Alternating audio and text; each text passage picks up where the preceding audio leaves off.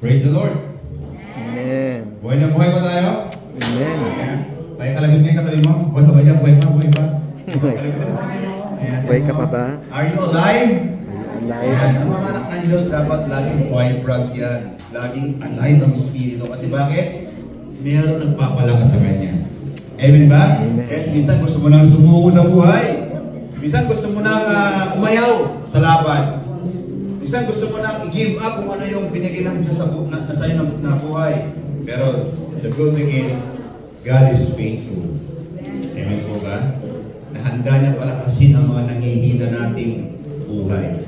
Handa niyang pagpalain ang nawawalang saysay na buhay natin. Handa niyang buhayin ang mga nalalanda nating mga puso't isipan para ipagpatuloy ang nais ng Diyos sa ating buhay. Praise the Lord. I've been serving the Lord for the past 15 years.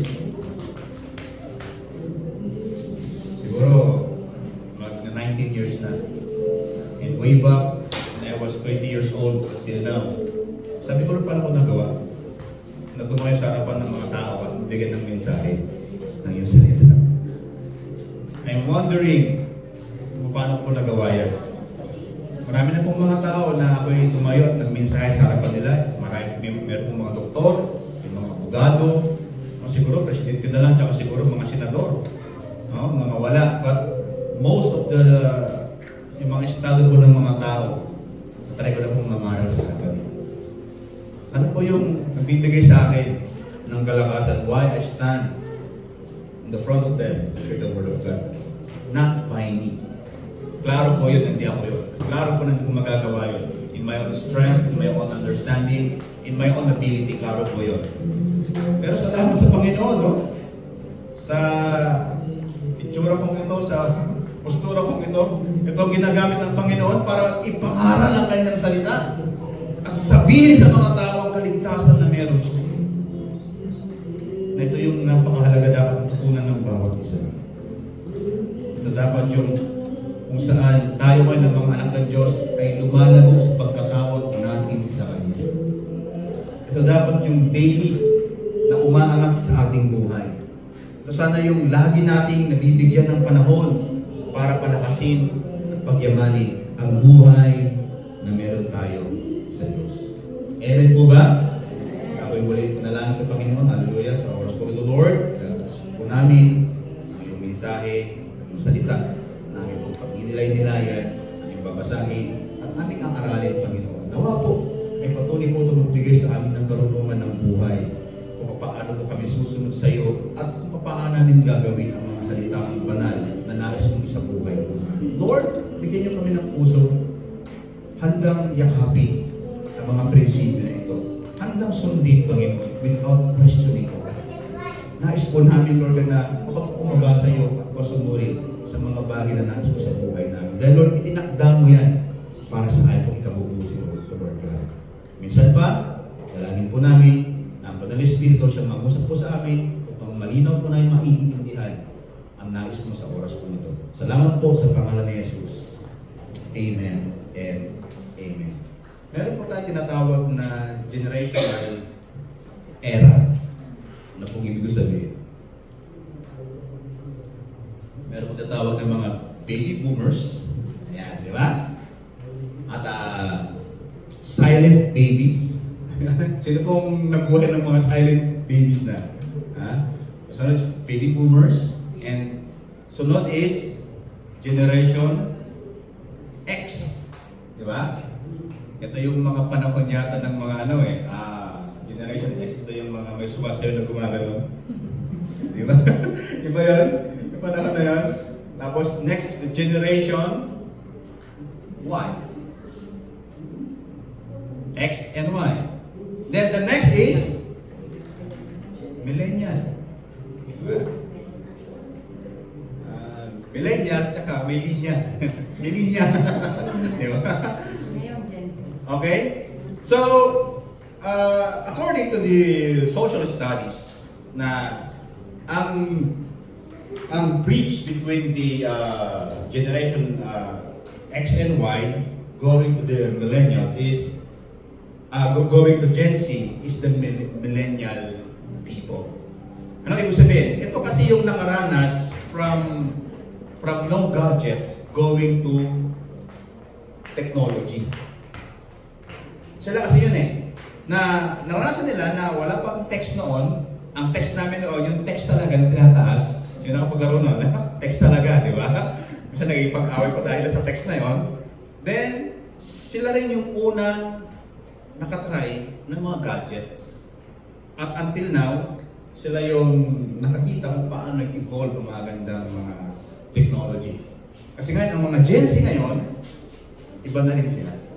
Ito na yung mga bata talaga na namulat na sa mga gadgets. Meron pa dyan. After ng Gen Z, meron pang isa. The Alpha Generation. Alpha Generation, ito yung mga 8 years old po ba? Ito na talaga na ang buhay talaga nila, gadget na. Yeah? Although sinasabi ng mga doktor is bawal talaga ang gadget pa sa batang 12 years old po ba? Pero para yung bata tumahimik, binibigyan ng mga gadget. Kasi nga, ang hirap kasi magdisiplina ng bata, di ba? Pero tayo naman yung mga lumaki ng mga 1980s or COBA, di ba tayo naman na-discipline ng maayos ang ating mga magulang na walang gadget, di ba? Ba't ngayon ang mga magulang kailangan ng gadget para yung anak mapatahimik? Ha? Yan. Pero hindi yan mga kapatid yung gusto kong sabihin. Merong mga words din na nag-i-evolve sa mga generation na ito. At isa sa mga words na nababasa ko ngayon sa internet, sa FB, at nababagay ng mga anak ko kasi mga anak ko is ano sila nasa generation ano ba sila? Millennial? Hindi na siya millennial eh. May mga words sila na hindi ko na naiintindihan. Just like IDK. Minsan pa ako sa anak ko, IDK daddy. IDK? Ano yung IDK? I don't know. Diba? Dad, it's so sarcastic. Kasi mo salit, ha? Ako naman, napaka-technical. Alam mo ba ang ibig sabihin na sarcastic? Diba? Magbukas ka ng Google, tingnan mo. Pero sa kanila, it's just a term lang, oh, you know, you're just a sarcastic person. Parang just an expression for them. Kaya nagbabago talaga ang salita sa bawat henerasyon.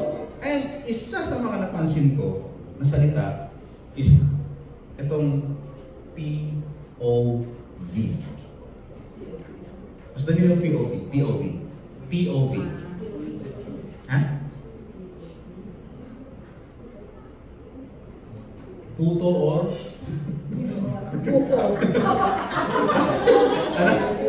Help me guys, help me mga kapatid. What's the meaning of POV? Point of view. Diba? My POV is point of view. Diba dati ang mga posts is ATM. Kaya pag may nag-picture na ganyan, ATM. Diba? At the moment. Pero ngayon iba na. Bago. POV. Ito pa yung gusto kong pag-aralan natin ng word. Mahalaga ba ang point of view? Tayo mga Pilipinas, napaka-diverse ng ating culture. Napaka-diverse ng ating language. Iba't iba ang POV natin sa mga bagay-bagay. Pag ikaw ay nasa Ilocanja, ang POV namin sa saging is ulam. Inuulam talaga namin yan. Di ba? Ulam yan. Kanin, lagyan mo ng asin, saging. Ulam na sa amin yan. Pagdating mo naman sa Maynila, merienda lang namin yan. Di ba? So, di ba? Dessert. Di ba? Isang talo sa amin, ulam namin yan. So, those are different point of view. And because of that point of view minsan, nakakaiba tayo ng understanding sa mga bagay-bagay. Kaya nagkaroon tayo minsan ng culturally, tawag doon, yung wall sa bawat isa. Na ang mga Bisaya, mga taga-Luzon, mga taga-Mindanao, minsan ay parang kakaiba sila ng mga, para ba, pag ang taga-Manila ay pumunta ng Bisaya, di ba? Parang iba yung dating. Parang ang yabang naman nito. Di ba? Di ba? Pag ang mga Cordillera naman ay bumaba sa, kasi they are from the higher land, at bumaba sa lowland, at nakakita kayo ng mga pula. Alam ni Ate ano yan, Ate Mina, alam niyo po yung pula? Nganga, di ba? Kasi ito bawal sa bagay yung nganga. Okay? Kasi pag sila yung kulay red yung ano mo, yung laway mo, kaya maraming mga kissable lips. Okay. So point of view, napakalaga pong maging maayos yung ating point of view bilang isang Kristiyano, especially sa ating pananampalataya. Ayan ba? Dapat tama yung ating pananaw sa ating pananampalataya, sa ating mga sarili, at kung ano yung dapat nating gagawin. Ano dapat yung pananaw na dapat meron tayo? I want to share with you about the living expectantly. Bilang isang mga Kristiyano, we need to live in a life of expectantly. Ano ba ibig sabihin ng expectantly, Pastor? The other word for that is hopefully, eagerly, excitedly. Kaya dapat ang mga Kristiyano, excited dapat yan kasi bakit meron tayong blessed hope? Sinasabi ng Bible. Sino ba ang may matinding hope sa mundo ito o pag-asa? Ang mga taong wala sa Panginoon o yung mga taong meron sa Panginoon? You see? Ang taong walang pagkakilala sa Diyos o yung taong merong pagkakilala sa Diyos? Sino ang mas may totoong pag-asa? Sometimes nalilimutan natin na sa ating buhay, meron pala tayong blessed hope. Now, time will come, lahat ng bagay sa mundong ito ay may katapusan at meron tayong isang pag-asa na hahantong sa langit. Yan ay ang ating buhay na walang hanggan. And as a Christian right now, we should have a clear point of view with regards for eternal life. Para hindi tayo minsan nawawala sa linya. Hindi tayo minsan nalalayo sa nais ng Diyos. At hindi tayo minsan naaagaw kung ano man yung ginagawa ng sanlibutan ito. Because pag wala tayong tamang point of view sa bagay na yan, the chances are we become like of this world. Na kung ano yung habit nila, kung ano yung mga inaasam-asam nila sa buhay nila, yun na rin yung gagawin natin. What's the difference between Christian and non-Christian? Pag ganyan na tayo. That's why we need to clear our point of view. Sabihin nyo nga, point of view. So, gusto kong share sa inyo ito, living expectantly to bring out what the best for Christ. Mga kapatid, marami ka pang igagaling. Amen ba? Sabihin mo siya katabi, marami ka pang igagaling. Kailangan mo lang ng point of view. Kailangan mo ng tamang point of view para lumabas yung galing na ibinigay sa iyo ng Diyos. Ako'y nalulungkot lang at medyo parang kumunti yata tayo ngayon. May mga reason bakit sila nakapunta. Pero sayang, kung magkakaroon lang tayo ng right point of view, kung gaano kahalaga ang ating ginagawa ngayon, naniniwala ko, hindi tayo bibitaw sa mga bagay o sa mga sitwasyon na humahamon sa atin. Amen ba? I believe. So that's why we need to have a clear POV in order for us to remain and maintain the excitement, the enthusiastic to serve the Lord, and the passion to worship Him. Kasi pag yan ang nawala sa buhay ng isang Kristiyano, alam mo, the second na mangyayari, lalayo na sa Diyos. Kasi ang backsliding, mga kapatid, ay hindi biglaan yan. Backsliding start na hindi ka na kapatid ng isang Sunday, the next, every other Sunday. Ganun yan eh. The next, once in a month na lang, at hanggang sa totally mailayo na ng kaaway sa nais ng Panginoon. And you were lost your spirituality. You were lost. What God installed in you. At ikaw ngayon ay mag-wander muli sa buhay na ito. Yes, you are a Christian, pero wala ka ng gana sa nais ng Panginoon. Yes, you are a follower of the Lord Jesus Christ, pero parang wala nang kinang ang buhay mo. Sa oras na ito yung nais ko na mensahe na parating sa bawat isa. Na we need to live expectantly to bring out what the best for Christ. Deserve ba ng Panginoong Jesus na ibigay natin yung ating the best para sa Kanya? Bakit? Why? Why we need to bring the best that we have in Christ? Bakit? Kasi siya ang nagligtas para sa atin. God bring the best gift and offering to this world para ang mga tao yung makatawid mula sa kasalanan patungo sa kabanalan ng Panginoon. At ang ibinigay ng Diyos ay walang iba kundi ang ating Panginoon Jesus. The best offering. Isang offering na kung saan magdudugtong muli ang Diyos at ang tao. Therefore, sa mga tao naman na tumanggap sa Panginoong Jesus, sa mga tao naman na nagsabing, Lord, you are my Lord and Savior. I think, dapat naman na maibigay natin kung ano yung the best para sa ating tagapagligtas. Amen ba?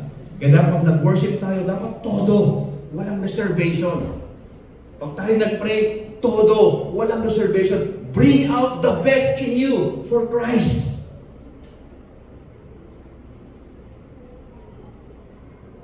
Eh yung mga amo natin, pag hindi maganda yung trabaho, nagagalit sila eh.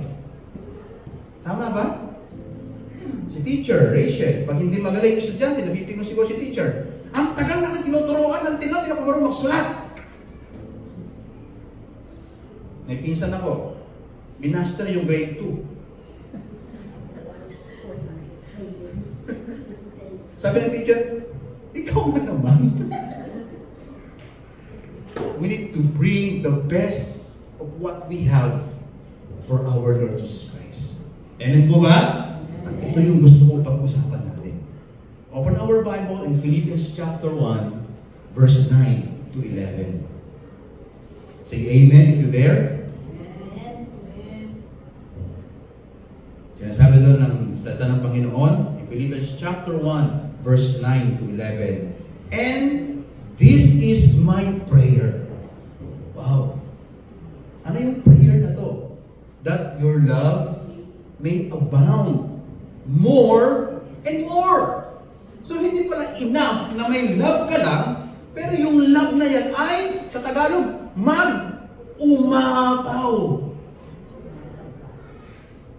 Para sa isang dam na nag-uumapaw sa tubig na nung nirelease mo, natabunan ng pag-ibig ang karamihan. Ganon.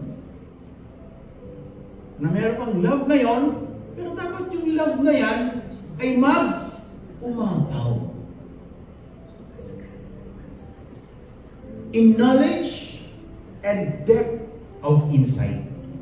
Verse 10 said, so that you may be able to discern. Ayan na.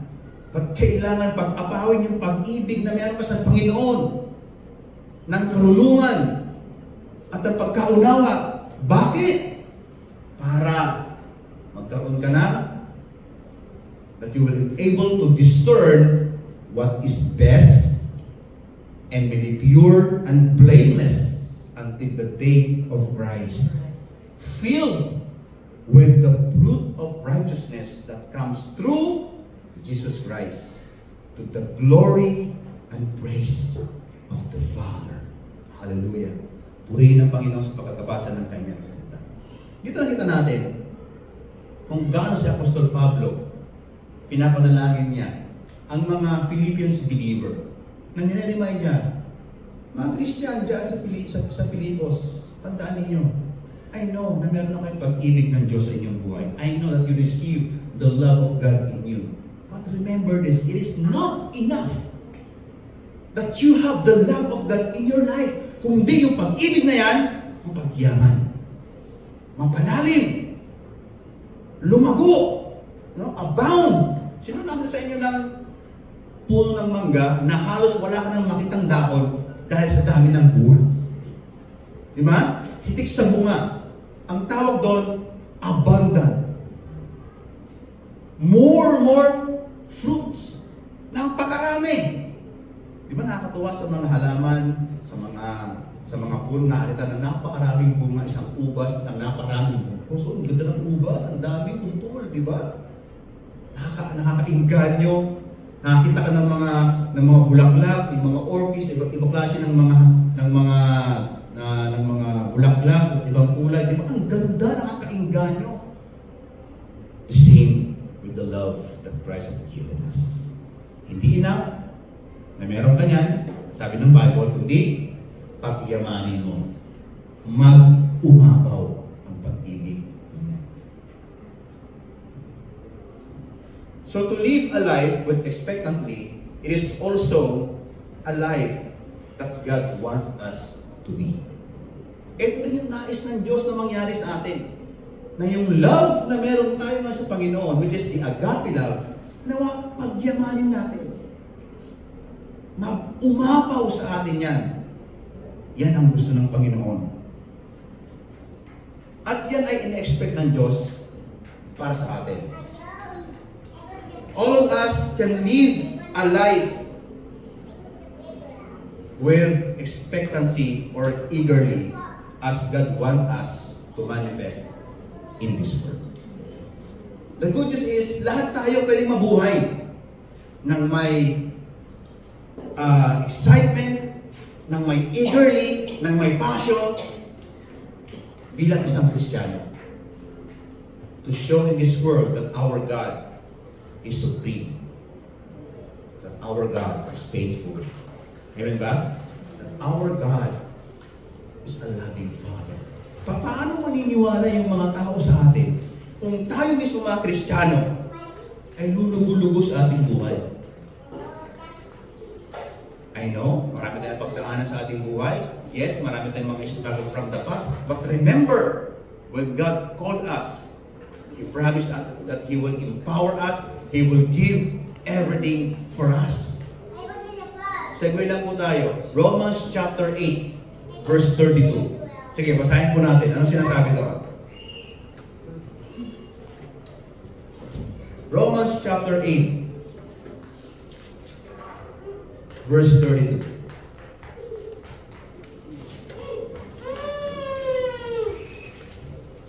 Paano ang Biblia nagtuturo sa atin ng kasaganaan?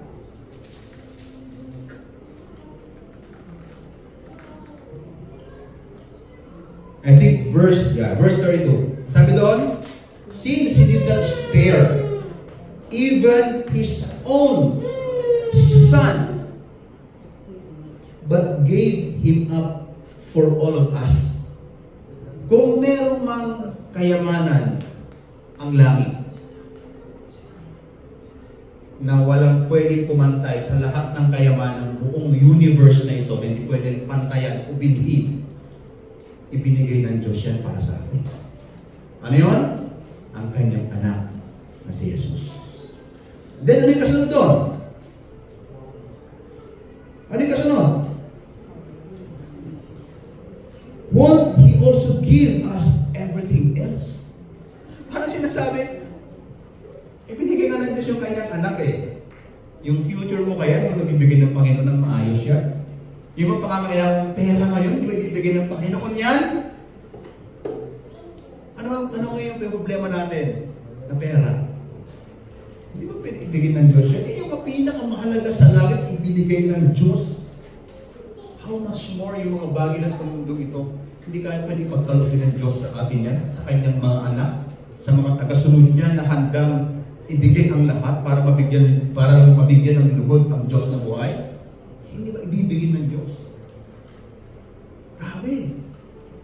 I always remind me for that verse sa buhay ko kapag ako minsan nalulungkot. Lord, I know. My emotion will not dictate kung ano ako sa iyo. Sometimes we are fake by our emotions and thinking. Pipeki tayo sa sitwasyon, Pipigil tayo minsan ng ating our own stress. Tama? Our own feelings and understanding, and even our point of view of this world. Minsan, tayo ay nahihirapan. Minsan tayo ay napipigil ng mga bagay na yan. Pero ano sinasabi ng Word of God? You are blessed. Amen? Kasi ano ba meron ka ngayon? Ang buhay na galing kay Jesus. You are blessed. Kasi yung buhay na yan, hindi nang galing sa mundo na yan. Sa mundong ibabaw na ito. Galing yan sa heaven. Galing sa Diyos. So all of us can live a life expectantly so that we can bring out what is the best for Christ. Sabi ka ni John Wooden, make each day your masterpiece. Not the whole month, not the whole year, not the whole 5 years, just a day. Napag-isip mo sa umaga, Lord, this day, I want to become the masterpiece of my day right now.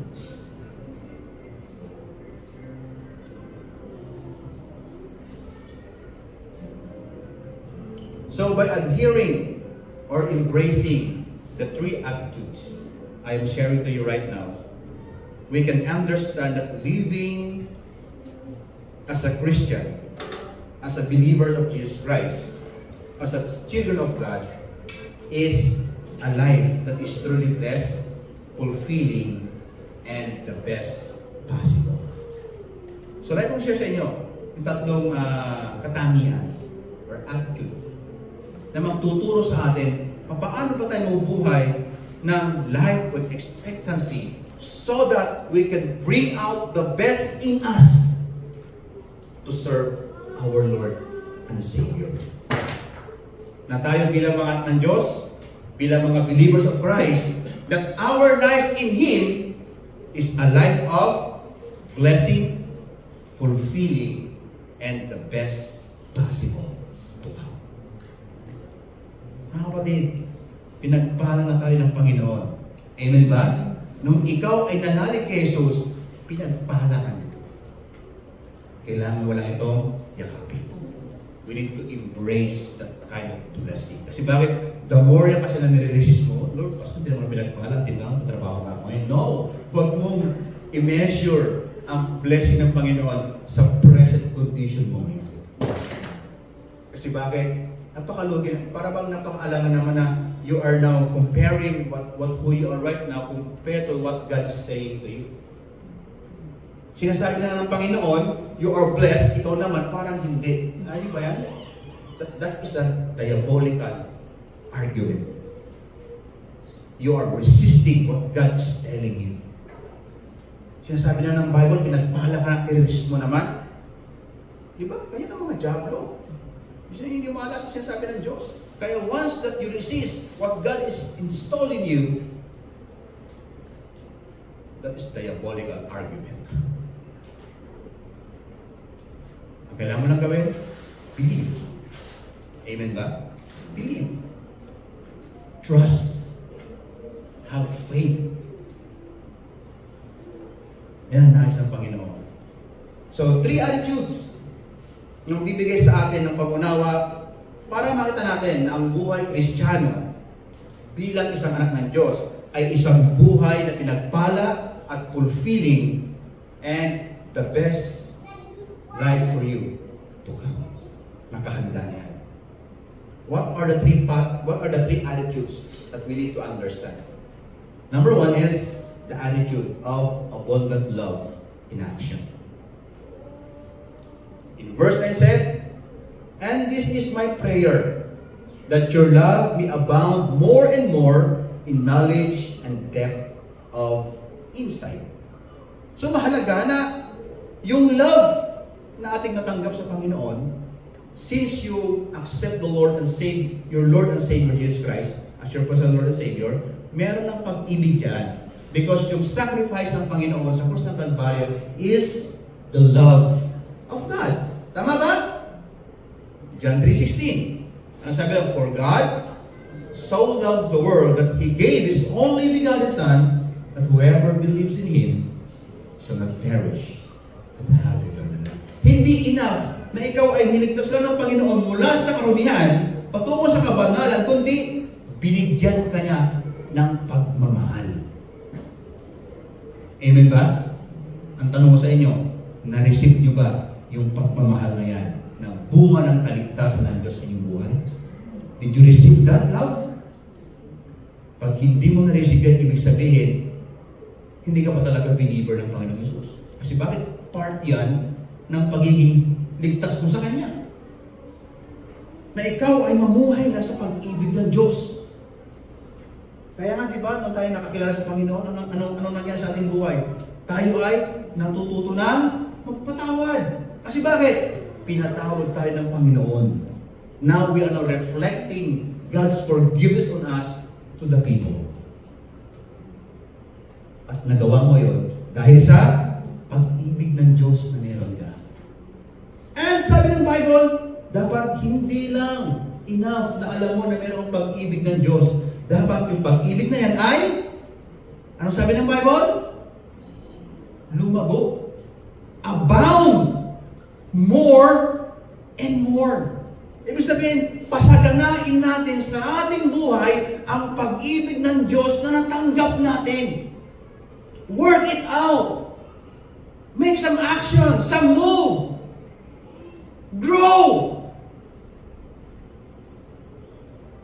Hindi dapat passive ang mga Christians. Ano sabi ng Apostle kay Timothy? Ano? Ang Espiritu tinanggap mo ay hindi Espiritu ng katamaran. Diba sabi niya? It's not a passive spirit na nakaupo ka lang niya, naghihintay na maramdaman may kuryente.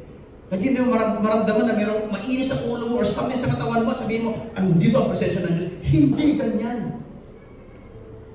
Kung hindi yung pag-ibig na meron ka ngayon, hanapin mo yan at make an action to apply it in your life.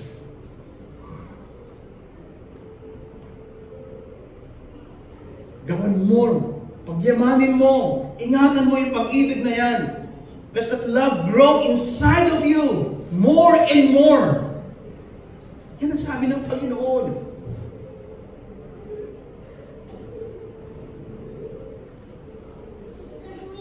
So, Paul indicated in this letter that a genuine follower of Jesus Christ also had been bestowed or given with this kind of love. Para, kumbaga, inassume agad ng Apostol Pablo, which is yun naman talaga yung reality na isang tunay na Kristiyano. Kaya nga sabi ni Apostle Paul, that's your love. Hindi yung sinasabi na, maybe that you have love. Ang liwanag, di ba? That's your love. Kasi sabi, meron na. Parang sasabi ng Apostle Paul, Christian in the Philippians, hey, wake up! Ano bang meron ka sa loob mo? What's the love that you have? That is the love of God. And that love is, pag-imanin nyo naman.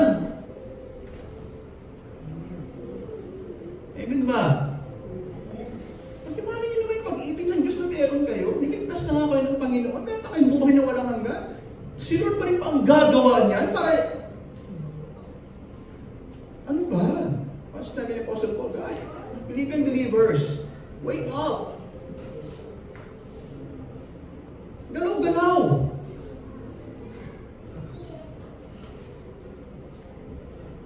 So, Apostle Paul hoped for the believers in Philippi that they flourish, deepen, and mature the agape love that they receive in God.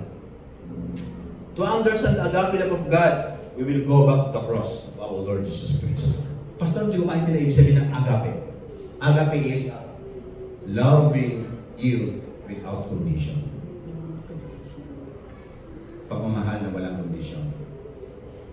Yan ang ibig sabihin ng agape love. Kaya nga, the highest love of everything is the agape love. Bakit? Minahal tayo ng Diyos kahit tayo ay makasalanan pa. At kung naintindihan mo yung pagmamahal ng Panginoon sa gitna na yung kasalanan, ito yung cross ng Panginoon. Naintindihan mo na niligtas ka niya. At hindi lang siya namatay para sa atin. Nabuhay din siya para yung pag-asa niya sa Kanya ay totoo. Amen ba? Name those people in the past na nagtayo ng relihiyon kung meron bang namatay sa kanila at nabuhay. You know what? Why the Egyptian people, pag namatay yung kanilang pharaoh is ginagawa nilang mummy? You know what? Na sila yung may pinakamahusay na way of para ibalsamuhin yung patay. Na kahit na century na yung lumilipas, parang fresh pa rin yung mukha ng pharaoh. Ano yung reason behind that? Dahil umaasa sila, time will come, mabubuhay yung kanilang leader. Sad to say, throughout the history of humankind, walang isang pharaoh na nabuhay. Ano yung meron tayo mga Christians? Mga believer of the Lord Jesus, ano meron tayo? Ang ating tagapagligtas na matay. Pinayaran yung kasalanan natin na hindi ka naman karapat-dapat na pagtuon ng pansin. Tayo lahat, makasalanan! Pero, niligtas ka ng Panginoon. At sa kanyang pagkamatay sa krus, pinayaran niya ang lahat mong nagawang kasalanan.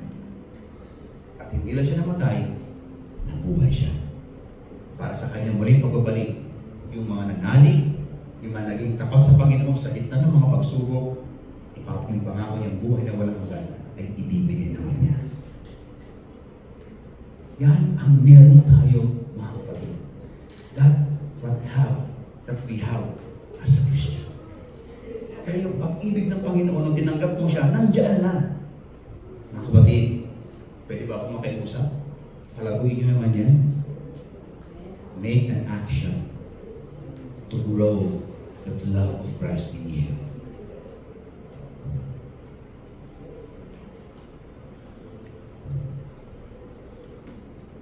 So in what way that we as a Christian to increase our agape love while remaining relevant in our daily living?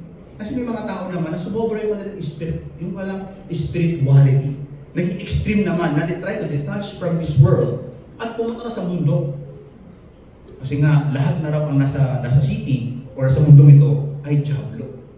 Kaya sila ay pumunta na sa mundo at they are waiting now for the coming of our Lord Jesus Christ. Ay, hindi naman yun tinuturo ng Bible. Di ba? Super spiritual naman yun. Extreme yun. Ang gusto ng Panginoon, huwag kang lumayo kung kung nasaan ka. Huwag kang pumunta kung saan-saan dyan. Ang sabi ng Panginoon, palaguin mo lang yung pag-ibig na meron ka. Amen ba? Yan lang. Next ang action. Kung ikaw ay nagtanim, abunuhan mo. I-cultivate mo yung lupa. Bigyan ng magandang pagdilig. Para lumago yung halaman. The same with the love of God in our life. So ngayon, paano i-increase o expand yung love na yan? At the same time, we are relevant to this world. Naka-encounter na ba kayo ng super spiritual na tao na minasabi ka lang hindi maganda? Ay, paparusakan ng Panginoon. Diba? The Lord has heard you. Parusakan ng Diyos. Diba? Huwag naman ganon. Hindi naman sarcastic siguro. Diba? Nasa tamang kaayusan. Kaya dapat clear yung ating point of view. So ano yung dapat ating gawin to increase the agape love that God given us? At the same time, relevant tayo sa ating buhay. Mahalaga number 1, having a personal reflection and make a decision for growth. Do you reflect to yourself?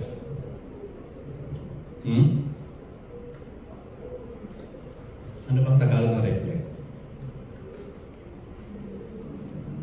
Kayo ba minsan ay nagmumuni-muni sa iyong mga sarili? Kayo ba minsan ay nag-iisip na, sino ba talaga ako? Di ba? Baka ang tinag yung parang kung sino ka.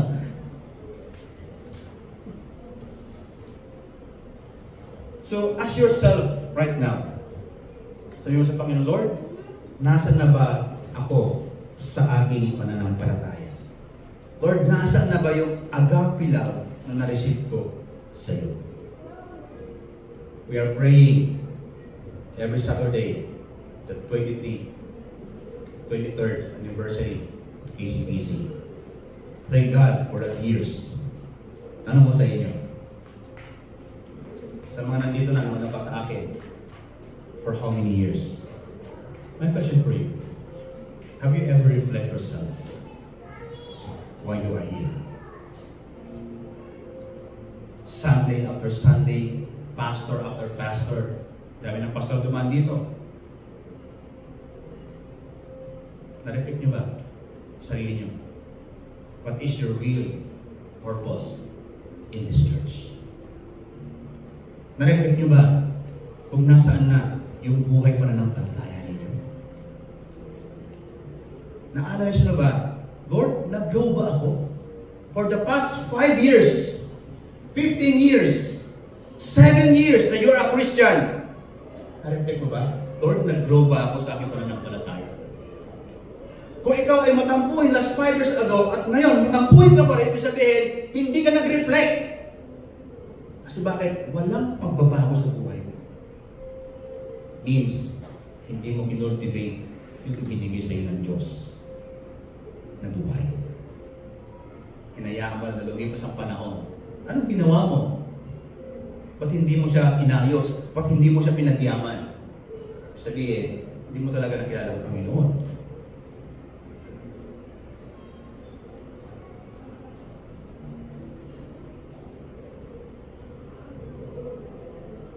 Kaya dapat, if you are 5 or 10 or 15 years as a Christian, dapat expected na yan na nag-grow ka na kay Lord. Ibig sabihin, you are already in a certain way of maturity na meron ka. Na hindi ka na basta-basta tinatablan ng mga chismis sa'yo. Chinismis ka na ganito, wala na sa'yo yan eh. Kasi nga nag-grow ka na. Kahit nagawa ka ng mali na ibang tao, wala nang impact sa'yo kasi nga, ang mga tao lang naman na apektado sa ganun ay yung mga bata. Tama? Yung mga immature. Pero pag Kristiyano ka na, I don't know, ba't nila siya sabi yun? Sabi nung isang coach, life coach, sabi niya ganyan. Kung sasabihin natin Ate B, ang pangit ng buhok mo na kulay brown. Hindi naman brown ang buhok na Ate B. Diba? Hindi naman brown. Sabi mo red. Hindi naman eh. Ba't siya magagalit sa akin? Kasi nga, wala siya nun. Tama? Sabihin, if other people tell you something in you na wala ka naman, bakit apektado? Anong tawag yan? Maturity. That you are now handling those comments, those feedback on you in a mature way. Kasi bakit? Inultivate mo yung buhay na meron ka sa Diyos. Pinagyaman mo yung relasyon mo sa Panginoon, kaya ikaw ay binabago ng Panginoon araw-araw. At ito yung nais ng Diyos na mangyari sa bawat isa po sa atin mga kapatid. That our relationship to the Lord Jesus Christ is makultivate at lumago.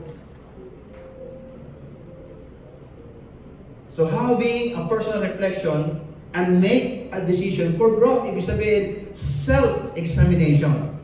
Habitually reflecting on your hearts and behavior means you are making sure that your life is adheres to God's teaching and love. Pag kasi nag-reflect ka sa sarili mo, parang sinisigurado mo lang, Lord, ako ba ay nakatayo sa aking kinakatayuan bilang anak ng Diyos, bilang anak mo, or malinaw yung aking pinupuntahan. Kaya mahalaga na we need to reflect from time to time our action in words. Baka marami pa sa atin dito, chismosa pa.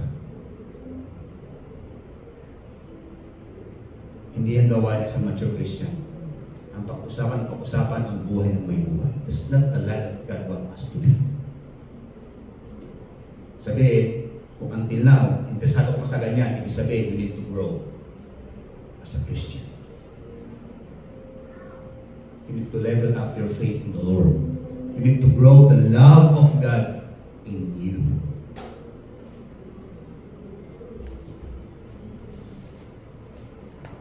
Kaya ito lang, yung mga genuine Christian, yes, yung mga tao talaga na mabagal yung kanilang pagbabago ng buhay, pero mga tuhanan, ang totoong believer ng Panginoon, may pagbabago talaga eh. Minsan siguro, umaatras yan. Natural, natural na may mga time na parang feeling mo hindi ka Kristiyano, feeling mo hindi mo kilala si Lord, that's natural. Naranasan ko rin po yan. May mga time talaga na lumayo rin ako sa Panginoon. Pero nung nag-reflect ako, sabi ko, Lord, teka lang, iba na itong nangyayari sa akin. Yung gusto kong gawin sa iyo, parang iba na yung kinahihiligan ko. No, Lord, sabi ko. Please, sabi ko, Lord, ibalik mo ako sa dati kong buhay. Ibalik mo sa buhay na kung saan yung direksyon na nais mo. And by that, mas naiintindihan mo ang nais ng Panginoon sa buhay mo. So we have to reflect ourselves, examine daily, using the Word of God, reflecting yourselves, in order for you to increase the agape of love in your life, but still remaining relevant to your daily life. Di ba ang sarap bilang isang Kristiyano na ang panukat mo na sa mundong ito ay ang pag-ibig ng Diyos. Di ba? Na tinitignan mo ang bawat sitwasyon sa pag-ibig ng Panginoon. Hindi na sa pwede mong reaksyon, hindi na sa pwede mong sabihin, kundi sa pag-ibig ng Diyos na meron ka. Ibig sabihin, pag yan ang ginagawa mo, you are now making an action to grow that love of God in you. At ina-apply mo na sa buhay mo. Ano ba? In order for us to grow in the love of God that we have. Second is, always practice humility. Remind yourself to be humble. As Christ is humble. Di ba sabi ng Bible? Si Kristo ay nagpakababa, naging isang alipin, para ano? Magawa ang nais ng Panginoon. Ibig sabihin, magagawa natin ang kalooban ng Panginoon pag tayo ay mapagpakumbaba. Hindi mo pwedeng sundin ang kalooban ng Diyos pag ikaw ay proud na tao. Kasi nga si Kristo nga mismo pinakita niya na sinunod niya ang will of the Father by putting Himself as a servant. Humble Himself as a servant of God. At dahil dyan, na-fulfill ang kaligtasan ko natin. The same with us as a Christian. Dapat from time to time, remind yourself to be humble as Christ is humble. In order for us na masunod ang kalooban ng Panginoon. Recognizing that your ability to love comes from God, not comes from yourself.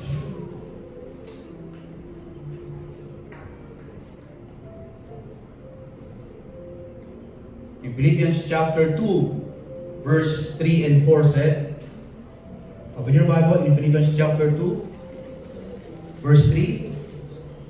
Ano sabi doon?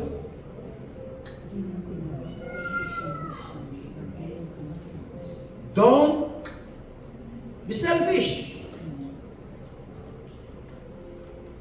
Anong ibig sabihin sa ibang word? Don't be selfish. And ano yung kasunod? Don't try to impress others. Don't be selfish. Then the second is, don't try to impress others. Ano yan sa Tagalog? Huwag kang, ano? Huwag kang papansin. Sabi mo sa katabi, huwag kang papansin. Sabi mo sa katabi, huwag ka lang papansin, sisters, brothers. Alam niyo sa loob ng church, maraming ganyan. Gusto nila, pinapansin sila. Gusto nila, sila yung center of attraction ng church. Ang liwanag sinasabi ng Bible, a humble person is not seeking kung ano yung meron siya. Hindi siya papang. Kaya siguro minsan maraming mga ayaw mag-church kasi pag hindi napansin, hindi bumabalik. Pag nasermonan, umaalis ng church. Pag sinasabing totoo sa kanya, nagtatampo. Hindi yan pagiging humble. Amen ba? Pagiging humble, you are always willing to correct. And be corrected also. It's my bad. Diba? Kung ang yung pastor ay nakikita kayo, you can approach niya. Huwag niyo naman mapahiya. Siguro, pastor, tabi muna tayo. Siyempre, huwag mo sabihin lahat. Ang tanong, baka hindi ko na maubos yung kape. Joke lang po. Alam mo gagawin niyo na may pagmamahal. Amen ba? Yun ang kailangan natin. Kakausapin natin yung bawat isa na may pagmamahal, may concern. Hindi para sirahin siya, hindi para ipamukha sa kanya na maling siya, no. Kasi nga, we need to exercise the agape in our hearts. Para mag-grow tayo sa pag-ibig ng Diyos. Kasi kung hindi tayo mag-grow sa pag-ibig ng Panginoon, wala mangyayari sa ating buhay. We're still in the level of God na kung saan doon ka palang hindi kaya magpalain ng Panginoon sa next level. Kasi nga, hindi ka nag-grow eh. Kung baga sa ugat, alam niyo po, ang puno raw is may dalawang klaseng grow ang puno. I forgot the term. Ang puno pala, lumalago siya sa opposite direction. If you planted a tree, the tree will grow in a two opposite direction. He grow higher and he grow deeper. But primarily, before the tree go higher, first, it go deeper. Sana rin na Kristiyano, lumalago siya palalim sa Diyos. Hindi palayo sa Diyos. Amen ba? Dapat ganyan mga Kristiyano. Kasi bakit? Totoong nakareceive yan ng pag-ibig ng Panginoon. Lumalago yan. Kaya nga pag pinaglingkod mo yan, grabe yan. Masaya. Pag nagpupuna siya sa church, masaya yan. Kasi alam niya itong ginagawa niya para sa Diyos. Amen ba? Kahit hindi na siya pinapansin sa church, masaya pupunta yan kasi bakit alam niya, ang connection niya, hindi sa mga tao, sa Diyos. At doon lang tayo magiging masaya kung meron tayong malalim na connection sa Diyos. Amen po ba? Amen. Ating palakpakan ng Panginoon. We need to grow and increase our love sa ating Panginoon. Kaya sabi doon don't be selfish. Huwag kang gaano pansin. Don't try to impress others. Be humble. Thinking of others as better than yourself. I will give you an example. Paano maging humble, Pastor? Halimbawa, si Richard. Nag-alaga na ba si Richard? Napakabuting ama. Di ba? Halimbawa, si Richard, sabihin sa akin, nag-gitara ko. Ang galing si Pastor, mas magaling sa akin talaga mag-gitara eh. Hindi pagiging humble yun. Pagiging humble yun. We know na si Richard talaga magaling talaga mag-gitara. Magaling sa instrument. Tama? At ako, hindi talaga ako magaling sa kanya. Mas magaling talaga siya. At kung sasabihin ni Richard na, si Pastor, magaling talaga mag-gitara sa akin, hindi humility yan. Kahambugan niya. Ang ibig sabihin ng humility, ganito, actually, Pastor, ganyan din ako nagsisimula. Ang hirap talaga mag-gitara. Dumating nga sa point pinapagalitan ako ni Ana kasi ang ingay sa loob ng kwarto, di ba? Di ba? Ano siya tayo, kinucoach mo siya kung paano siya maging magaling. Actually, naunala ako sa ibang training, pero pwede mo akong malagpasan. Yan yung mga humble person. Palalo siya sabi sa inyo, nasabi niya sa TV, iba talaga pag kasama siya sa devotion, sabi ko, hindi, naunala ako sa inyo nagbasa. Naunala ako nag-aral sa inyo. Pero kung kayo rin mag-aaral, magbabasa, at gagawin yung nais ng Panginoon, baka malagpasan niyo pa ang pastor ninyo. And for me, I'm very happy na mangyari sa inyo yan.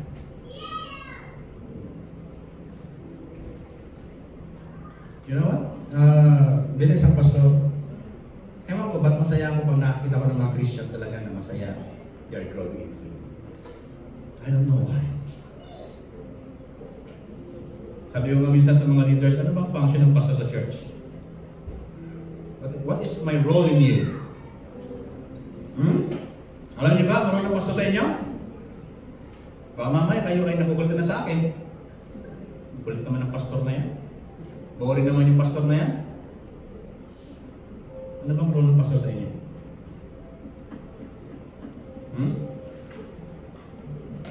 One role of your pastor, of a pastor of church, is to affirm your faith.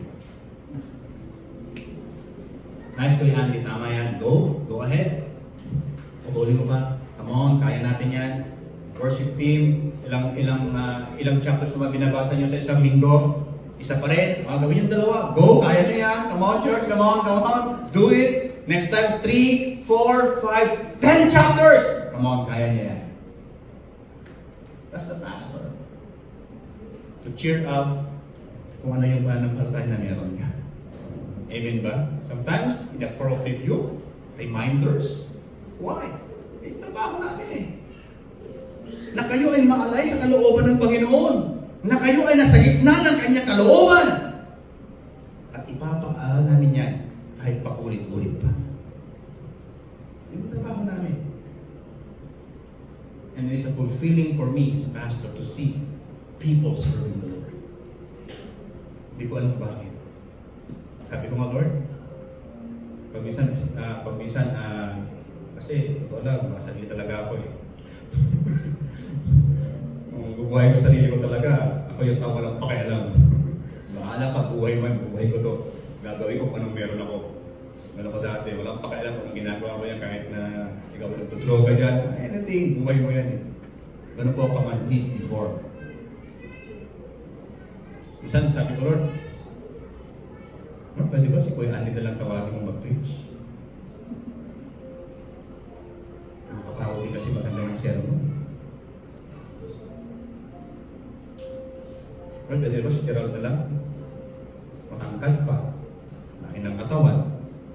Baka mas powerful to pag nag-preach. Or naging pastor. You know, minsan, minagano ko si Lord. Lord, pwede bang itong heart ko na ito, pwede bang ipasa sa iba? Para ako, sa family lang ako nakafocus. Hindi. Nilagay ng Diyos dito yun. Hindi ko pwede bigay ng sarili ko. Hindi ko pwede ayaw man.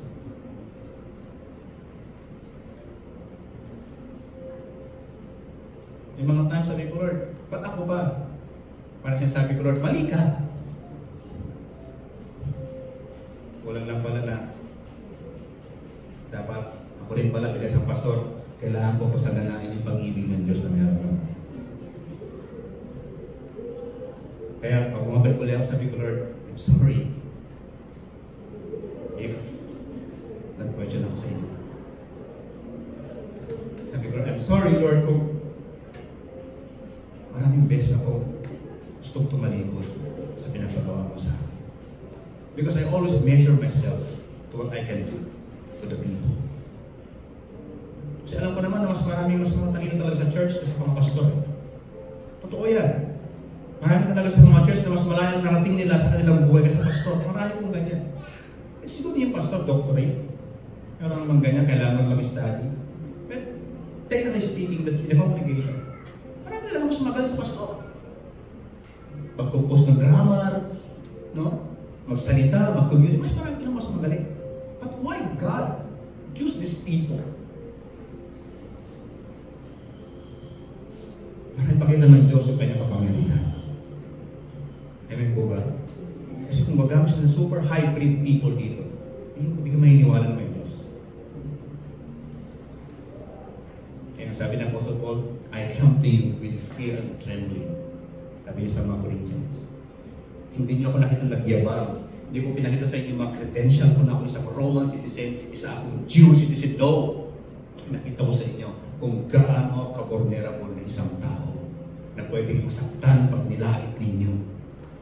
Na pwedeng magutom pag hindi nyo pinakain sa bahay ninyo. Sinasabi ng Apostol Pablo sa mga Corinthians believers. Ganyan pastor ninyo. Pag nilait ng pastor ninyo, masakit din niya sa amin. May puso rin kami. Kapatid, may damdamin din kami. Kung meron kayo pito kami, Kung kailangan ng pera, kailangan din namin ng pera. Pare-parehas lang tayo. Ang pagkaiba lang, tinukahan kami ng Panginoon, ng Diyos, para alagaan ang kanyang tupa. Ang hiling lang naman ng pastor ninyo, sana magtulungan tayo. Palaguin din natin kung ano yung pag-ibig na meron tayo sa Diyos. Amen ba? Kasi yung sa katabi, hindi na ako magiging pasaway. Yan. Hindi na ako magiging pasaway. Amen! Hallelujah! So, understanding God's love is an active choice. Understanding God's love or agape is an active choice because it is involved intentional effort, commitment. Agape is unconditional love for humanity. It requires, ano yun? Conscious decision. Sabi, ang paglago mo talaga ay intentional. Hindi yung lumago ka na lang bigla. No. Alam mo na lumalago ka na sa pag-ibig ng Panginoong Hesus. Because you are do it intentionally.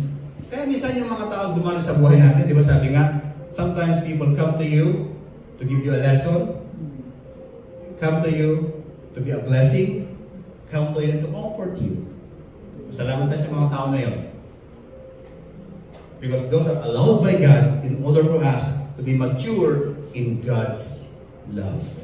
Amen ba? Kaya hindi na dapat tayo nagdadrama sa ating buhay. Alasin natin yung pagiging dramatista natin. Kasi bakit kung sinusunod ka ng milyon-milyon, napakarami na siguro mga artista ng mga Kristiyano. Kung nagiging blessing lang ang pagiging madrama sa buhay, napakarami na siguro mga Kristiyano pinagpala ng Panginoon. Amen ba?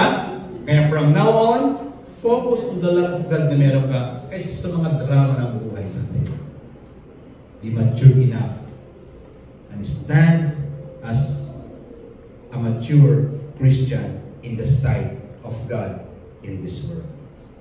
So it's a beautiful realization to grow richly in God's love, particularly through our action and words.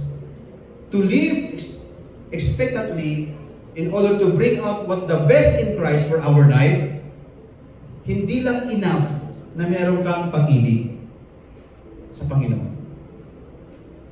Yes, Pastor, doon tayo. Yes. It's not enough to grow in love to the Lord.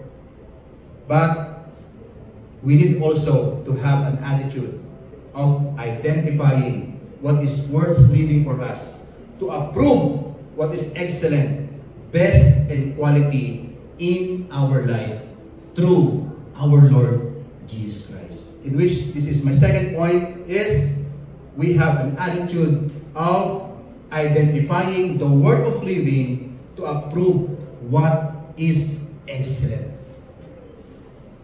Dapat pag tayo ay nagbibigay ng desisyon sa ating buhay, tama, maganda, maayos, pulido. Hindi yung impulsive lang. Talagang nakikita mo talaga na, kaya ako dinala ng Panginoon dito kasi bakit nakikita ko from here to there, ito yung direksyon ng Diyos sa akin. Hindi na desisyon ka dahil nabad trip ka lang. Dahil ayaw mo sa mga tao na kapaligid sa'yo. That's not wise decision. Dahil nakita mo yung kapitbahay mo, ganda nga nila, no? Ganun gawin natin. No. You need to learn to identify the word of living to approve what is excellent in the sight of God. In Philippians chapter 1 verse 10 said, so that, sabi doon, so that you may be able to, ano raw? To discern. Sabi nyo nga, discern. Ibig sabihin, makaintindihan ninyo in a spiritual perspective, ito dapat ang desisyon na ginawa natin. Hindi yung minsan, kasi pastor, ito yung practical eh. Yes, nandiyan na sa pagiging practical, but remember, ano ba talaga ang nais ng Diyos? In between practicality and in spirituality. Kailangan alam natin yan. So the other word of identifying the word of living to approve what is excellent is recognizing the value of living to discern what is excellent. God gave you a life. Amen ba? Binigyan na tayo ng Diyos ng buhay na galing sa Kanya. And that life is worth living for. Amen ba? And as you live on that life that God given you, you will discern what is right and what is good and what is for you. Masasalamin mo ngayon sa buhay na ito kung saan ka talaga dinadako ng Diyos. If you live on the life that God given you. Sabi doon, so that you will be able to discern what is best and may be pure and blameless until the day of Christ. Ibig sabihin mga kapatid, it is a daily work of identifying what God's will for you. Amen ba? You need to identify daily in your life ano ba talaga ang direksyon ng Diyos sa buhay mo ngayon. The other word of identify is classifying. Tayo, alam natin ibig sabihin ng class at low class. Tama? Alam natin yan. Sa mga damit, we can classify the texture of yung tela. O, original yan. Nakapigit ka, di ba? Original yan. Alam mo yan, maganda yan. We know how to classify those things. Alam natin ang mga segunda mano, second hand, third hand, fourth hand. Alam natin yan? Second hand na yan. Di ba? Hindi naman brand new yan. Di ba? Alam natin yan. We know how to classify things in a tangible world. The same in our life. Learn to classify things, especially in the area of your spirituality, in the area of your decision, in the area of your behavior, in action, in words. You need to classify ano ba talaga yung nararapat sa isang Kristiyano na dapat yung sabihin, sa buhay at gawin. Para tayo lumago sa pagkatawag ng Diyos sa atin. The goal of discerning is for us to maximize what is best for us. That is why it is important to seek God's will in every decision we make. Discernment is the gift of God to every follower of our Lord Jesus Christ. Binigyan tayo ng pagpapala ng Panginoon through the discerning spirit. Meron tayo yan. Lahat meron tayo yan. Kasi bakit? In order for you to classify things in this world, meron kasi tayong kaaway na minsan nagpepeke ng bagay-bagay sa mundo ito. Gusto kong puntahan natin itong bagay na ito.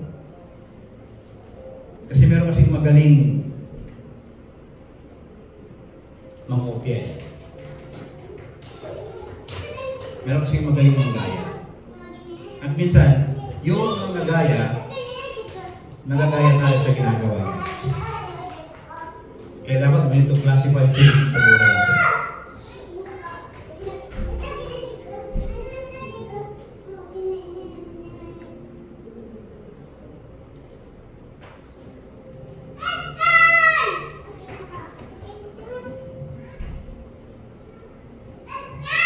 Second Corinthians chapter 11 verse 14. Yan natin. Why we need to classify things in this world? At bakit kailangan natin matutunan yung mga bagay na ito? Okay? Second Corinthians chapter 11 verse 14. Ano sabi doon? And no wonder, sabi ng Bible, Satan himself masquerades as an angel of light. Just like what I told you, hindi against si Satanas sa mga bagay na mabuti. Hindi po kita napakabuti ng tao. Malapit na kay Lord. Not the guarantee. Unless the person is have genuinely surrendered his life to the Lord or her life to the Lord Jesus Christ. Because the next of the expression of faith first, next of your good works. Pero kung puro good works, I don't think so. Maraming mas magaling sa atin gumawa ng mabuti sa mundong ito. Tama ba? Yung mga philanthropists yan na 50% of their money dinodonate nila, billions of billions, dinodonate nila sa sangkatauhan. O, di ba sa mabuti guys eh? Tanong ko, ano ba yung mga bagay na i-donate na natin? Meron na ba? Meron pastor, yung mga napaglumaan, yung mga ayaw mo nang gamitin. Kaya mo dinonate yung ano mo, kaya mo dinonate yung TV mo kasi may crack ka sa gilid. And proud pa tayo, di ba? Na mag-donate, di ba? Kaya mo binigay yan, damit na yan kasi nag-mature ka na. Di ba sinabi, tumaba ka na, di ba? Nag-mature ka na at hindi na kasi yung damit. Kaya mo binigay na lang sa iba. Kaya sa paggawa ng mabuti mga kapatid, maraming mas magaling sa atin na gumawa ng kabutihan. Kaya ang batayan ng Diyos sa atin ay hindi kabutihan.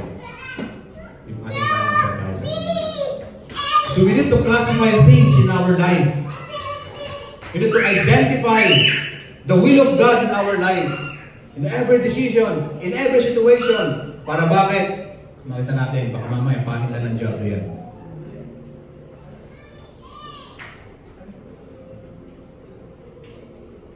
Mahalaga na meron tayong deserve.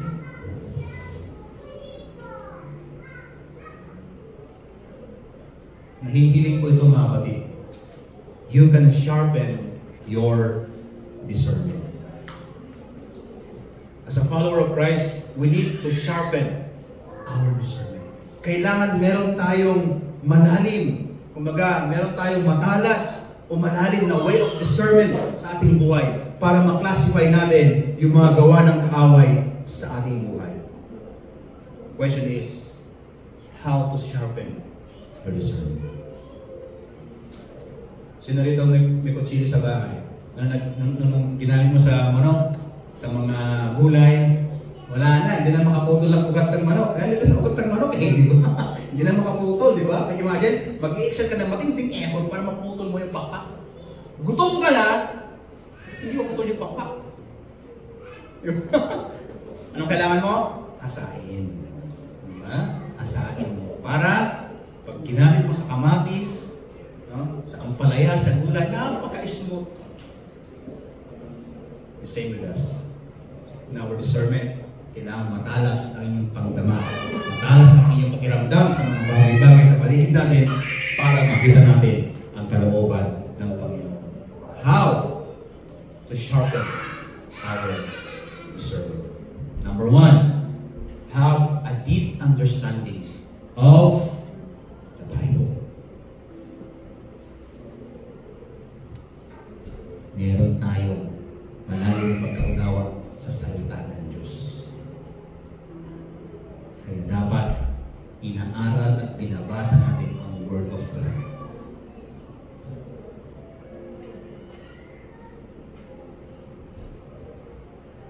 Deepening your understanding of the Bible, it provides a foundation for discernment. Ano sinasabi sa Hebrews chapter 12, 4 verse 12? For the Word of God is living and active, sharper than any double-edged sword. It penetrates even to dividing soul and spirit, joints and marrow. It judges the thoughts and attitudes of the heart.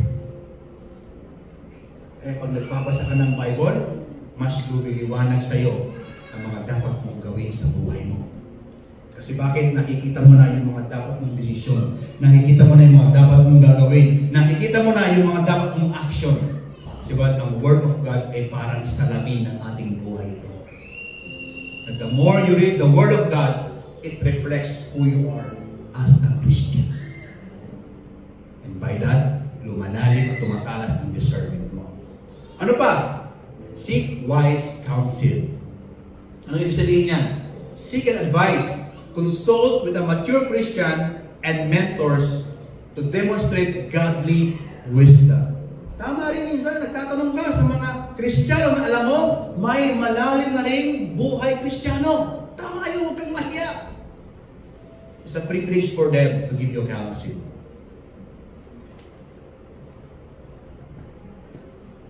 Psalms chapter 1, verse 1 to 3. Ano sabi doon?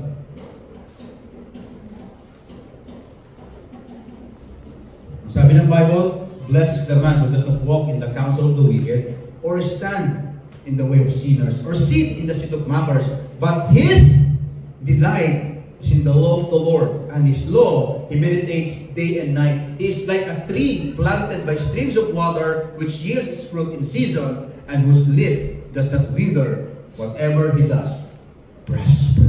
Kasi bakit? Natutumbok mo na kasi yung nais ng Diyos sa buhay mo. So there is no wasting of time. Napagpapala ka sa bawat ng ginagawa mo. Kasi bakit? Natatapakan mo at nagagawa mo yung nais na ng Diyos sa bawat akbangin ng buhay mo. At dahil diyan, nagiging mas matagumpay ka bilang anak ng Diyos. So wag kayo pong magdalawang isip na ask counsel. Ano pa? The third is, we need to depend to the leading of the Holy Spirit. Very important. As a Christian, hindi natin binigyan ng Diyos ang pag-ibig, binigyan pa tayo ng Espiritu Santo para ipaalala sa atin yung mga bagay na ating natututunan sa ating buhay. Kaya kung meron mga conviction sa inyo minsan, kailangan po nating alalahanin yon. A Spirit-led life is allowing the Holy Spirit to guide your thoughts, decision, and action. In Galatians chapter 5, verse 16 and 25, be attentive and sensitive to the prompting or warning and conviction of the Holy Spirit in your life. Sharpening your discernment will not just help you to see what is excellent, best, and right for our living, but also an expression of our preparation to the coming of our Lord Jesus Christ. So hindi mo na naka-classify yung mga dapat mong gawin sa mundong ito at nagagawa kalooban ng Panginoon. It also prepares you for the coming of our Lord Jesus Christ. Diba ang sarap ng pakiramdam na bumalik ang Panginoon, ginagawa mo ang kanyang kalooban. Amen ba? Diba it's a fulfilling for us na dumating na bigla ang Diyos sa ating buhay na ikaw ay nasa sentro ng kanyang kalooban. Kasi yung dumating ang Panginoon bigla, ikaw ay lumalayo sa pagmamahal niya. What happened to you? Kung nangyari yung bagay na yun. Once our Lord Jesus Christ come, pag dumating na siya ulit, lahat ng ating responsibilidad tapos na. Everything will be stopped and finished. Yung mga dinidream mo na house and lot, pag dumating ang Panginoon, tapos na yan. Yung mga inaasam mong ipon na malaki, pag dumating ang Panginoon, tapos na yan. Ang tanong mo sa'yo, nasa sentro ka ba ng kalooban ng Diyos?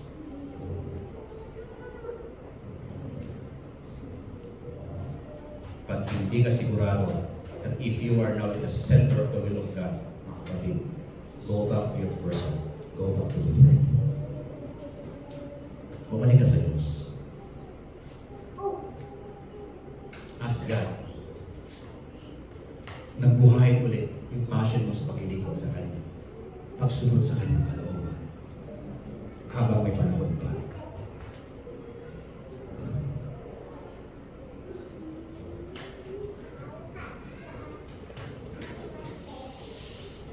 Kaya mahalaga, in order for you to live in this world with a life of expectancy, to bring out the best for Christ, you need to have the attitude of identifying the word of living to approve what is excellent.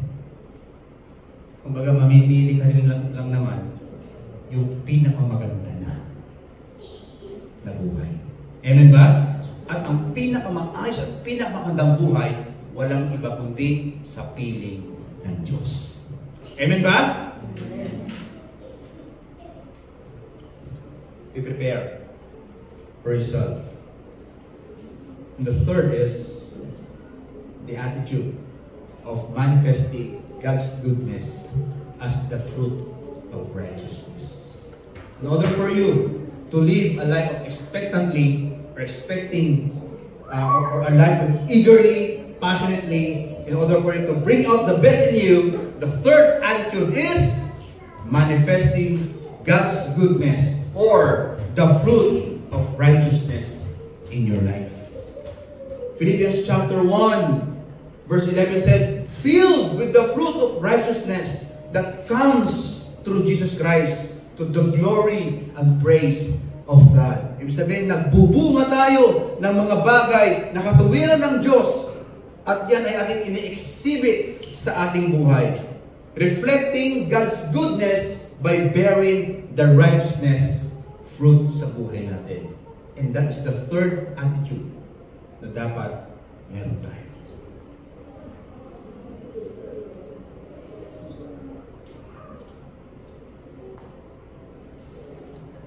What it means to be filled with the fruit of righteousness. Ano ibig sabihin na sinasabi ng Bible na all of us in verse 11 ng Philippians chapter 1 na sinasabi ng Panginoon o sinasabi ng Apostle Paul sa mga Philippians believers that filled with the fruit of righteousness that comes through our Lord Jesus Christ. Di ba? Meron na kasabihan? It's a general saying. Sinasabi na ito. And this true sa lahat ng aspeto ng buhay. Itong saying na to, kasi sabi ng Bible, kung ano ang bunga,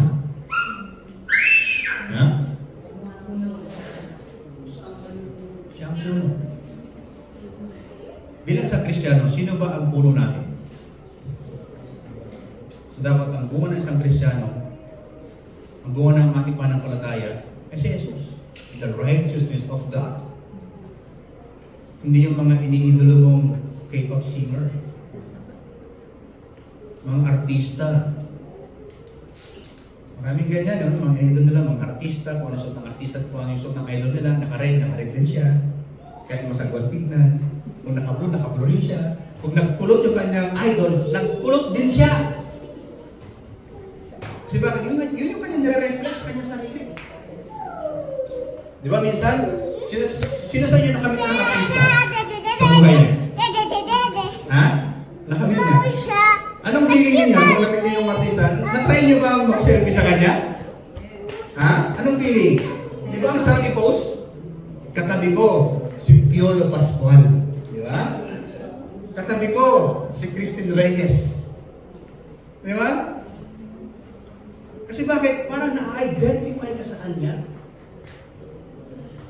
But the Bible said, we as a Christian, we need to reflect God's goodness or the fruit of righteousness that comes through our Lord Jesus Christ.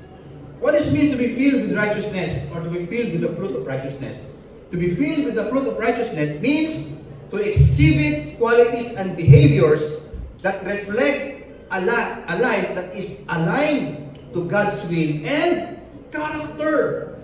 Kaya totoo lang, mahirap mo talaga ang isang Kristiyano kasi bakit nagre-reflect sa kanya ang goodness and righteousness ng Panginoong Jesus. Kasi bakit? Sino bang puno niya? Si Jesus. Kung ano daw mag-reflect sa kanya? Yung karakter ni Jesus. Walang iba.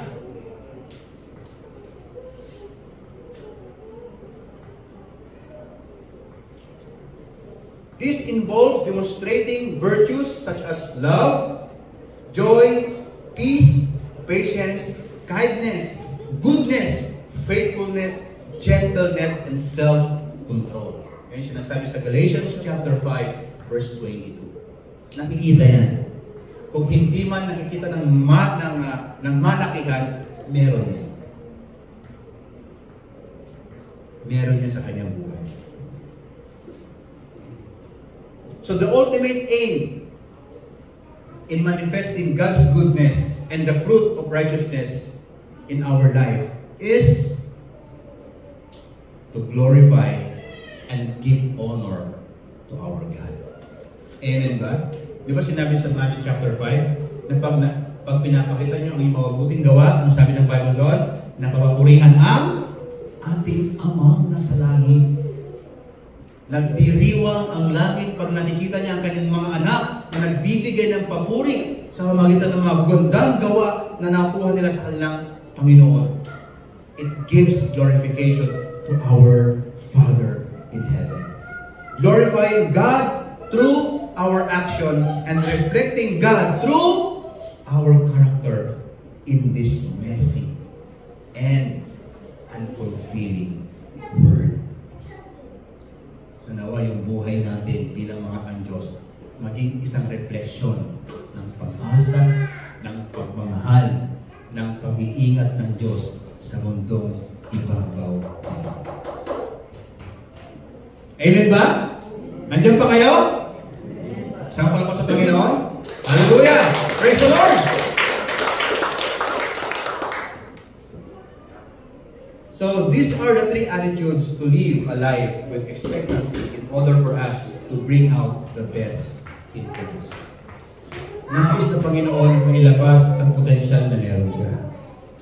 Nais ng Diyos na maging excellent person ka. Nais ng Panginoon na ma-maximize yung potensyal na binigay niya sa iyo. We need to have these three kinds of attitude to bring out the best in us. Ano yun? The attitude of abundant love in action. Sabihin, everything we do it in the love of Christ. Amen ba? Walang reklamo pa gano'n eh. Lahat ng ating gagawin ay bunga ng ating pagmamahal sa Diyos. Pumunta kayo ng church every Sunday, not because kayo in-invite ni Pastor or someone in-invite you, nandito ka kasi ba? Bunga yan ng pagmamahal ng Diyos sa inyong buhay. Amen ba? Ba't kayo nagbabasa ng Bible? Ba't kayo nag-prayer? Ba't kayo sumasali sa praise and worship team? Bakit kayo nagiging usher ng church? Bunga kasi yan ng pagmamahal mo sa Diyos. At dahil dyan, walang magreklamo. Amen ba? Walang punaan ng mali. Walang sinasabi na, ba't naman si ganito, hindi nagtatrabaho, ba't naman si ganito trabaho? Ako, walis ako ng walis. Walang ganon. Kasi bakit? Ginagawa mo yan dahil sa pag-ibig ng Diyos sa iyo na meron yan. At hindi lang yan mga kapatid.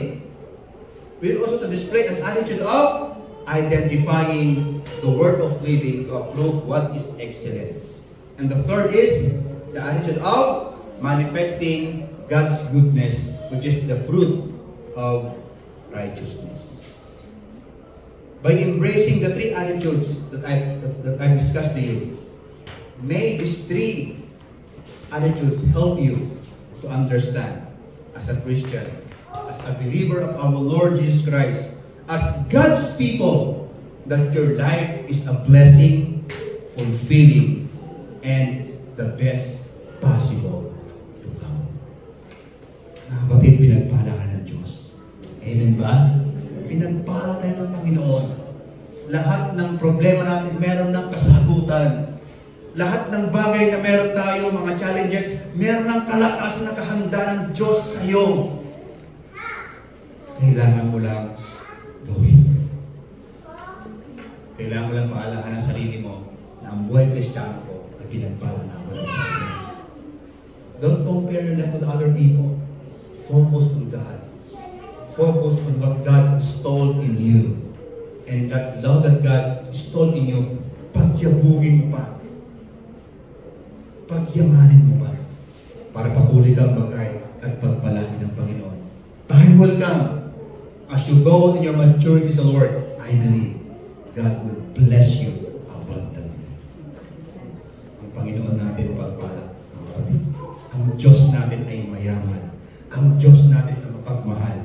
Hindi niya ito, kumbaga, God will hesitate His blessing to be upon in your life. But prior to happen that, we need to be prepared. Amen ba? Kung tumayot, manalangin sa Panginoon. Hallelujah. Let's pray. Hallelujah. Heavenly Father, we thank you for the word of yours na meron kami ngayon. Salamat po, Panginoon, dahil napapaalahanan kami kung gaano mo kami pinagpala sa buhay na meron kami sa inyo ngayon.